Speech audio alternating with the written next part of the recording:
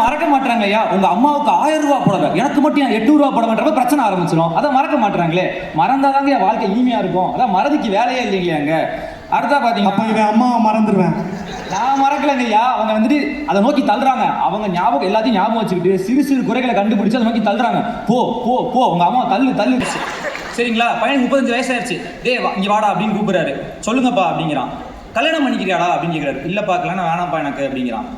ஏன்டா அப்படின்னா, நான் 15 வயசுல ஒரு பொண்ணை காதலிச்சேன், அந்த பொண்ணை என்னால மறக்கவே முடியல அப்படின்னு சொல்றான். அவங்க அப்பா அதுக்கு தெளிவா ஒரு கேள்வி கேட்கிறாரு. அந்த பொண்ணு என்னப்பா பண்ணுது? அந்த பொண்ணு கல்யாணம் பண்ணி குழந்தையோட செட்டில் ஆயிடுச்சு அப்படின்னு அர்த்தம் இருக்கு. நல்லா பேசு அப்படின்னு ஒரு அர்த்தம். போதும் நிப்பாட்டு. அதுக்கு அவன் கைத்தட்ட மாதிரி தெரியலைங்களையா. அடுத்ததா பரசுராமரை பத்தி சொன்னாங்க இல்லைங்களையா.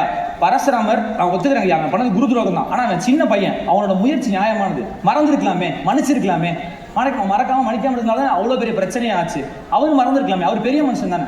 ஒரு நிமிஷம் சரி, சின்ன பையன் தெரியாம பண்ணா மறந்துருக்கலாமே. மறக்கல. இங்கே வேலையில பாருங்க. அதாவது நம்ம தேவையில்லாத ஞாபகம் வச்சு அந்த கொடுமையை மறக்கிறனால வந்து நிற்கிறோம். சாதியே மறந்து அந்த பிரச்சனையே இல்லைங்கிற நான்.